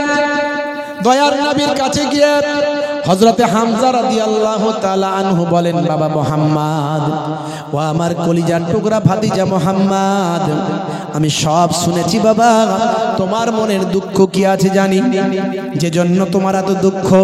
ওই জালেম আবু জাহেল তাছে তোমাকে অনেক অত্যাচার করেছে, জুলুম করেছে, রক্তাক্ত করেছে, কষ্ট দিয়েছে। এখন তুমি খুশি হয়ে যাও, এখন তুমিও সন্তুষ্ট হয়ে যাও। তোমার ওই জালেমকে, ওই জালেম আবু জাহেলকে মেরে আমি তোমার থেকে, তোমাকে যে আঘাত করেছে তার থেকে বেশি আঘাত করেছি, তাকে আমি রক্তাক্ত করে দিয়ে তোমার আঘাতের বদলা তোমার চাচা নিয়েছে। হে বাবা মুহাম্মদ সাল্লাল্লাহু আলাইহি ওয়াসাল্লাম, তুমি খুশি হয়ে যাও। আল্লাহর নবী সেই সময় বললেন, চাচা যান, চাচা যান, চাচা যান, এতে আমি সন্তুষ্ট হলাম না, এতে আমি খুশি হতে পারলাম না। কেন বাবা খুশি হলে না? কেন বাবা সন্তুষ্ট হলে না? বলে, চাচা যান, আমি তো দুনিয়ার জমিনে বদলা নেবার জন্য আসি না। আমার আল্লাহ আমাকে রাহমাতুল লিল আলামিন করেছেন, ওয়া মা আরসালনাকা ইল্লা রাহমাতাল লিল আলামিন। ও চাচা যান শোনেন, আমাকে আমার আল্লাহ রহমত করে পৃথিবীতে পাঠিয়েছেন, দয়ার সাগর করে পাঠিয়েছেন। আমি তো বদলা নেবার জন্য আসি না চাচা যান। আপনি আমার জালেমকে, আমাকে যে আঘাত করেছেন, আমি মাজলুম, সেই জালেমকে আপনি আঘাত করেছেন, এতে আমি সন্তুষ্ট হতে পারলাম না। তাহলে বাবা কিসে তুমি সন্তুষ্ট হতে? বলে, শুনে রাখুন চাচা যান, আমি সন্তুষ্ট হতাম যদি আপনি আল্লাহকে এক বলে মেনে নিতে। জোরে হবে না, জোরে হবে না। এমন সময় হযরতে আব্বাস রাদিয়াল্লাহু তাআলা আনহু আল্লাহর নবীর সিংহ সম চাচা যান সেই সময় বলেছিলেন, বাবা মুহাম্মদ, এতদিন তোমাকে তো ভালোবাসতাম, তুমি মিথ্যা কথা বলো না এটা জানতাম, কিন্তু আজকে তোমাকে আমার আরো বিশ্বাস বেড়ে গেল। তুমি যা বলছো নিজের ইচ্ছায় বলো না, আর তুমি সাধারণ মানুষও হতে পারো না। তার কারণ হলো প্রত্যেকটা মানুষ যদি আঘাত খায়, যার কাছ থেকে আঘাত পেয়েছেন সে আঘাতের বদলা নিলে বড় খুশি হয়, কিন্তু তুমি খুশি হচ্ছ না মানে তুমি সাধারণ মানুষ নও। হ্যাঁ, তুমি যাতে রাজি, তোমার চাচা হামজাও তাতে রাজি। পড়িয়ে দাও মহাবাণী মহাকালেমা, কালেমা পড়ে হযরতে হামজা ঈমানদার নবীর সাহাবী হয়ে গেলে। জোরে হবে না, আরে জোরে হবে না। হে তরুণ যুবকেরা, হে আমার বন্ধুরা, শুনে রেখে দিন বাবা, জেনে রেখে দেন, সেই হযরতে হামজা রাদিয়াল্লাহু তাআলা আনহু আল্লাহর নবীর সঙ্গে হিজরত করেছিলেন মদিনায়। দেখুন ঈমানটা কাকে বলে, নবী প্রেমটা কাকে বলে, একটু আপনাদের আমি বোঝানোর চেষ্টা করছি। হযরতে হামজা আল্লাহর নবীর সঙ্গে হিজরত করেছিলেন মদিনা শরীফে। মদিনা শরীফে যাওয়ার পরে এই যে গোপনে লুকিয়ে চলে গেলেন, মদিনার মানুষগুলো সব নবীর জন্য জীবন দিতে চায়, মক্কার কুরাইশরা নবীর জীবন নিতে চায়, আর মদিনার মানুষগুলো নবীর জন্য জীবন দিতে চায়। এ তরুণ যুবকেরা, হে আমার মুরব্বিয়ানেরা, শুনে রেখে দিন বাবা, জেনে রেখে দেন, মদিনা শরীফে যাওয়ার পরে জালেমরা মদিনাকে ধ্বংস করতে চায়। এই আবু জাহেলের দলেরা মদিনা শরীফকে ধ্বংস করতে চায়। এই ধ্বংস করতে গিয়ে ভাই আমার মদিনার মানুষদের নিয়ে, আল্লাহর নবীর সাহাবীদের নিয়ে 313 জনকে নিয়ে আল্লাহর নবী জালেমদের মোকাবেলা করলেন। এই মোকাবেলা করতে গেলে ঐক্যবদ্ধ হওয়া দরকার আছে না নাই? যোগ্য নেতৃত্বকে মেনে চলা দরকার আছে না নাই? কিন্তু পাড়ায় পাড়ায় সবাই নেতা মুসলমানদের, কথা ঠিক না ভুল? দল অনেক, হ্যাঁ, কোন দলের রে বাবু? ওই দলের মুসলমান মার খেয়েছে, অসুবিধা নাই। হ্যাঁ, রাত দিন মার খাচ্ছি আমরা, অথচ সেই নবীর আমরা শিষ্য, সেই হযরতে খালিদের উত্তরসূরি, সেই হযরতে ওমরের উত্তরসূরি, সেই হযরতে ভাই আমার কি বলবো আবার রাদিয়াল্লাহু তাআলা আনহুর উত্তরসূরি। আজকে আমরা মুসলমান লাঞ্ছিত বঞ্চিত, তার কারণ হলো আমাদেরকে টুকরো টুকরো করে দেয়া হয়েছে। আমরা যোগ্য নেতা খুঁজে পাই না, যোগ্য নেতৃত্ব মানি না, আর আমাদের নেতারাও যাদেরকে নেতা বলে মনে করেছি তারা সব বিশ্বাসঘাতকতা করেছে। খুব মুশকিল। প্রত্যেকটা এলাকায় যোগ্য মানুষদেরকে মেনে চলবেন, সম্মানীয় মানুষদেরকে সম্মান দেবেন, যার নেতৃত্ব দেওয়ার ক্ষমতা আছে, সৎ ন্যায়পরায়ণ নেতা যদি হয়ে থাকে গ্রামের মানুষের মধ্যে, সামাজিকভাবে, আমি রাজনীতির কথা বলছি না, সামাজিকভাবে তার কথা মেনে চলার চেষ্টা করবেন। হে তরুণ যুবকেরা, হে আমার বন্ধুরা, শুনে রেখে দিন বাবা, জেনে রেখে দেন, এই বদরের যুদ্ধে আল্লাহর নবীর 313 জন সাহাবী, এই 313 জন সাহাবী হাজারেরও বেশি জালেমদের বিরুদ্ধে ভাই আমার প্রতিরোধ করে তুললেন। প্রতিরোধ করে তুলতেন আল্লাহর নবীকে আল্লাহ জয় দিলেন। মাত্র 8টা ভাই আমার তলোয়ার মাত্র, আর বাকি কারো হাতে তলোয়ার নাই। কুফফারদের ঘোড়া আছে, তলোয়ার আছে, ঢাল আছে, ভাই আমার সবাইয়ের কাছে কম বেশি ঢাল আছে, তলোয়ার আছে, আর ইমানদার মুসলমানদের মাত্র 8খানা তলোয়ার, কারো ঢাল নাই, কারো আর অন্য কিছু নাই, ভাই আমার ঘোড়া নাই, উট নাই, কিছু না। একেবারে প্রথম জীবন মদিনা শরীফকে রক্ষা করার ব্যাপার, ইসলামকে হেফাজতের ব্যাপার, দয়ার নবীকে রক্ষা করার ব্যাপার। ইমানদারদের কাছে নবী আছেন, আর ইমানদারদের কাছে মহান আল্লাহ আছে। এই ইমানি শক্তিতে তারা লড়াই করলেন। আমি অবশ্য দেখিয়েছিলাম জায়গাটা এবারে গিয়ে, এই বদরের প্রান্তরে একটা বালির টিলা আছে, পাহাড় আছে, বালির টিলা পাহাড়, যে পাহাড়টায় আমার আল্লাহ 1000 ফারিস্তা নাজিল করেছিলেন মুসলমান ইমানদারদের সাহায্য করার জন্য। এমনি কি আর 313 জন মিলে পেরেছে নাকি? আল্লাহর নবীর দোয়া কবুল হয়েছে, নবী আছেন সঙ্গে, কোনো চিন্তা নাই। কিন্তু নবী এখন নাই, আমাদের সঙ্গেও কেউ পেরে উঠতো না কোনো কিছুতে। এত মার আমাদের খেতে হতো না যদি আমরা সত্যিকারের আল্লাহওয়ালা হতাম আর নবীর গোলাম হতে পারতাম, কিন্তু পারি না আমরা। আল্লাহ গায়েবী মাদাদ তখনও দিয়েছিলেন, আজও দিতে পারেন, আজও দিতে পারেন। এই বদরের প্রান্তরে বালির টিলায় 1000 ফারিস্তাকে আল্লাহ পাঠিয়েছিলেন, আর আমার নবী রাতের বেলা কেঁদে কেঁদে দোয়া চেয়েছিলেন, আল্লাহ এই অল্প কটা মাত্র ইমানদার আমরা, নতুন করে আবার ইমান মানুষের তৈরি হচ্ছে, ইসলাম প্রচার হচ্ছে নতুন করে, ইসলাম মিটে গিয়েছিল আবার নতুন করে তৈরি হচ্ছে। আগার ये चंद नफूस मिट जाए तो कयामत तक तू ना पूछा जाएगा। আল্লাহ বললেন, হে আমার হাবিব মাথা তুলুন, মাথা তুলুন। কুফফারদের বড় বড় লিডার তারা কে কোথায় মরে পড়ে থাকবে সেটাও আমি আপনাকে দেখিয়ে দিচ্ছি। জায়গাগুলো আমার নবীকে আল্লাহ কুদরতি ভাবে দেখিয়ে দিলেন। নবী আমার সকালবেলা সেই জায়গাগুলো সাহাবীদের বলে দিলেন, অমুক কুফফারদের লিডার ওখানে মরে পড়ে থাকবে, অমুক জনের ওখানে মরে পড়ে থাকবে। আর ঠিক আল্লাহর নবী যা বলেছিলেন, কুফফারদের বড় বড় সব লিডারেরা ভাই আমার 70 জন তারা সেই জায়গায় হত্যা হয়েছিল, মারা গিয়েছিল। আল্লাহর নবী 313 জনের বিজয় দান করেছিলেন। বুঝতে পারছেন ভাইরা আমার, ঈমান কাকে বলে? এই ঈমানটা আপনাকে আমাকে তৈরি করতে হবে, দয়ার নবীর প্রেম ভালোবাসা তৈরি করতে হবে। আল্লাহর নবীকে ভালোবাসি আমরা, সব ব্যানার টাঙিয়ে দিয়েছি, আই লাভ মোহাম্মদ সাল্লাল্লাহু আলাইহি ওয়াসাল্লাম, আই লাভ মোহাম্মদ সাল্লাল্লাহু আলাইহি ওয়াসাল্লাম। হ্যাঁ, 2, 3, 4, 10টা 20টা ব্যানার তারা পুড়িয়েছে, ছিঁড়েছে, তারাও খুব বিপদে পড়ে গেছে। কেন ছিঁড়লাম, কেন পোড়ালাম, তারা নিজেদের মধ্যে আলোচনা করছে। এরা মুসলমানরা তো সারা বিশ্বটাকে মনে হয় নবীর নাম টাঙিয়ে সব দখল করে ফেলবে রে বাবু, কি বিপদে পড়লাম আল্লাহ। বুঝতে পারছেন? আমরা বুঝিয়ে দিয়েছি তোমরা কটা ছিঁড়বে, যত ছিঁড়বে তত লাগাবো। ভালো জিনিস লাগিয়েছেন, কিন্তু ওই ব্যানারেতে নবীর প্রেম থাকলে হবে না, প্রেম থাকতে হবে অন্তরে। কথা ঠিক না ভুল? জোরে বলেন। আর প্রেম অন্তরে আছে কই? নবী নবী করছি, নবীর একটা সুন্নত মানি না। নবী নবী করছি, মসজিদে গিয়ে নামাজে জামাতে নামাজ পড়ি না। নবী নবী করছি, আমাদের ঈমানে মজবুতি নাই। হ্যাঁ, নবী নবী করছি, নবীর দেখানো পথে চলি না।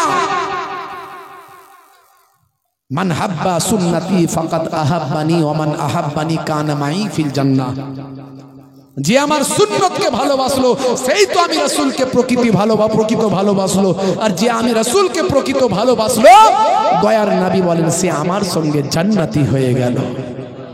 জোরে হবে না? আর জোরে হবে না?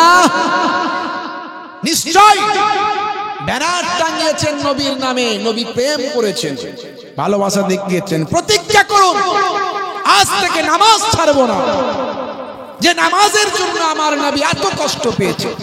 জালেমরা বলেছিল, বাবা মুহাম্মদ তুমি কি চাও বলো, তুমি তো কোনোদিন মিথ্যা কথা বলো না, কোনোদিন কাউকে আঘাত করো না, কারোর সঙ্গে খারাপ আচরণ করো না, খালি তোমার সঙ্গে আমাদের দ্বন্দ্ব একটাই, আমরা দীর্ঘদিন ধরে যে খোদা তৈরি করেছি, তৈরি করে খোদাকে মানছি, আর তুমি বলছো তৈরি করা খোদা চলবে না, খোদা হলেন একজন।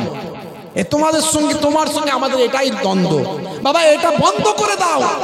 কি চাই বলো?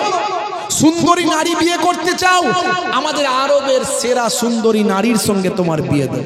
তুমি বড় নেতা হতে চাও, আমাদের সবাইয়ের বড় নেতা তোমাকে করব। তুমি ধনী হতে চাও, আমাদের আরবের মধ্যে আমরা টাকা পয়সা তুলে তোমাকে সবচেয়ে বড় ধনী বানাবো। আল্লাহর নবী বললেন, হে আমার চাচা জানেরা শুনে রেখে দেন, মহান স্রষ্টার কাছ থেকে আমার উপর দায়িত্ব অর্পিত হয়েছে। আমাকে আমার আল্লাহ নবী বানিয়েছেন, পয়গম্বর বানিয়েছেন। আমার উপর যা দায়িত্ব অর্পিত হয়েছে সেটা আমাকে পালন করতে হবে।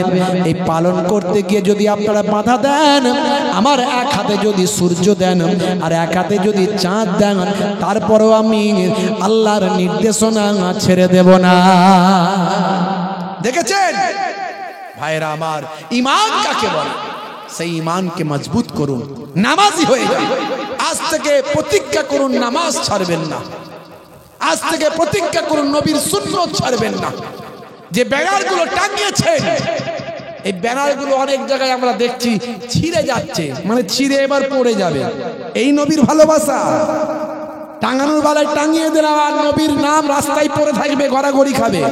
হ্যাঁ, এর আগেও আমি বলেছি, যারা ব্যানার টাঙিয়েছে, যদি ওই ব্যানার রাস্তায় ছিঁড়ে পড়ে থাকে, লোকে যদি পা দিয়ে মারিয়ে যায়, যতটা ব্যানার টাঙিয়ে তুমি ভালো কাজ করেছো, তার থেকে 1000 গুণে তুমি গোনার খাতায় নাম তুমি লিখিয়েছো। ওই ব্যানার উল্টে যাচ্ছে, পাল্টে যাচ্ছে, ছিঁড়ে যাচ্ছে, পড়ে যাওয়ার আগে খুলে ফেলো। খুলে ওই ব্যানার খুলে নিয়ে গিয়ে গুড়িয়ে, ভাই আমার, কবরস্থানের পবিত্র জায়গায় যেখানে লোকে পা দেবে না সেখানে দাফন করে দাও, সেখানে দাফন করে দাও। ও আস্তে আস্তে মাটির সঙ্গে মিলিয়ে যাবে। ওই ব্যানারের অপমান যেন না হয় সেটা মাথায় রাখতে হবে। নবীর নাম, নবীর ব্যানার টাঙিয়েছে ওপরে, নিজের অন্তরে টাঙাও, নিজের কলবে নবীর ব্যানার টাঙিয়ে দাও। দেখবে নবীর মাহাব্বত, নবীর প্রেম যখন চলে আসবে, তুমি আর বেনামাজি হতে পারবে না, তুমি আর সুন্নত ছেড়ে চলতে পারবে না।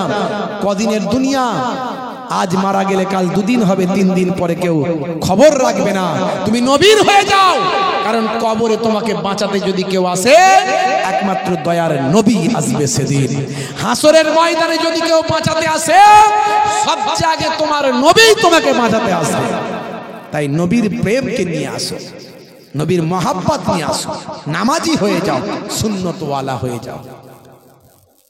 বান্দা নামাজ পড়ো, আঁকড়ে ধরো, ছেড়ো না নামাজ এই জীবনে, করো না কাজা, হবে যে সাজা, দোজখ ঠিকানা আখিরাতে, দোজখ ঠিকানা আখিরাতে। ফজর গেল ঘুমে ঘুমে, জোহর বেলাতে কাজ, আসর গেল তাসর আড্ডায়, মাগরিব হেলা ফেলায়।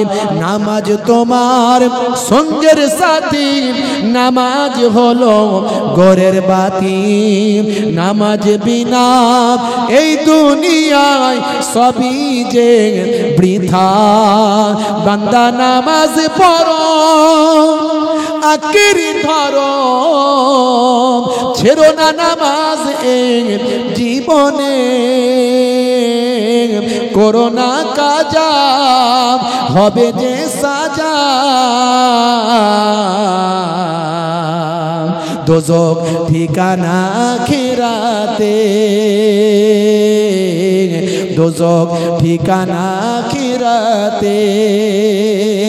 আল্লাহ রাব্বুল আলামিন আমাদের প্রত্যেককে নামাজি বানিয়ে দেন। বলুন আল্লাহুম্মা আমিন, বলুন আল্লাহুম্মা আমিন। কারা কারা নামাজ পড়বেন হাত তুলে দেখান। অনেকে তুলছেন না। ক্যান্সার হতে পারে, টিউমার হতে পারে, প্যারালাইসিস হতে পারে, হার্ট অ্যাটাক করতে পারে। বাপ হাত তোলো, নারে তাকবীর।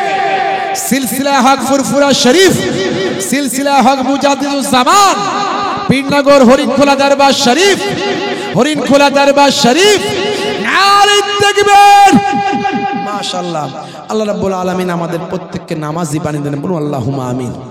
আর আমি বলেছি বাবা, এই যে অনেক সুন্নতের কথা বললাম, ডান দিকে কাত হয়ে ঘুমানো সুন্নত, বসে পানি পান করা সুন্নত, চেটে পুচে খাওয়া সুন্নত। কিন্তু কবরে গেলে কোনো সুন্নত দেখা যাবে না। একটা সুন্নত ফারিস্তা দেখতে পাবে, সেটা হলো মুখের দাড়ি।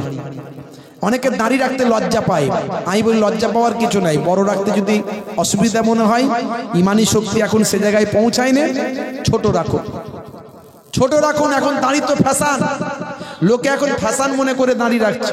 বিরাট কোহলি দাঁড়িয়ে রেখেছে, হরভজন সিং রেখেছে, লিওনেল মেসি রেখেছে, বড় বড় নেতা মন্ত্রী খেলোয়াড় প্লেয়াররা রেখেছে, ভারতের বর্তমান প্রধানমন্ত্রী আগের প্রধানমন্ত্রী সব রেখেছে। হ্যাঁ, তো দাঁড়িয়ে এখন ছোটই রাখো, কিন্তু কোন নেতা মন্ত্রী খেলোয়াড় প্লেয়ার রেখেছে বলে নয়, নবীর সুন্নত মনে করে ছোট রাখো। যদি ইমানি শক্তি বেড়ে যাবে, মুহিবুল্লাহ হুসাইনির থেকে বড় দাড়ি সেদিন হয়ে যাবে।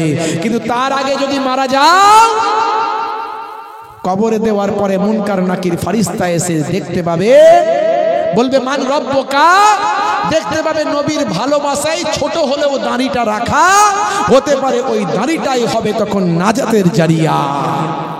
ভাইরা আমার, এই দুটো কাজ করো, একদিকে নামাজ, একদিকে দাঁড়ি। এই দুটো কাজ করলে দুনিয়ার অনেক পাপ অন্যায় থেকে অটোমেটিক আল্লাহ আপনাকে বাঁচিয়ে দেবেন। দুনিয়াতেও কামিয়াবি পাবেন, আখিরাতেও কামিয়াবি পাবেন। যাই হোক, আপনাদের খেদমত থেকে বিদায় নেব। আমার পরের বক্তা সাহেব কই এসেছেন? নিয়ে চলে আসেন ওনাকে তাড়াতাড়ি করে। যাই হোক, আলোচনা শেষ করছি, আর দেরি করব না, 9:30 বেজে গেছে। পরবর্তী যিনি হজরত আছেন মোহতারাম সম্মানীয় মৌলানা সাহেব, জি হ্যাঁ, ওনাকে নিয়ে চলে আসেন, আপনাদের খেদমত থেকে বিদায় নেব। ভাইরা আমার, আখেরি মোনাজাত নিয়ে যাবেন। আমি চলে গেলেই যেন উঠবেন না, মজলিস নষ্ট করবেন না। সারা রাত্রির ব্যাপার নয়, আপনারা জানেন আমার অন্য জায়গায় প্রোগ্রাম আছে, তাই এই সন্ধ্যাবেলা টাইমটা আমি দিয়েছিলাম।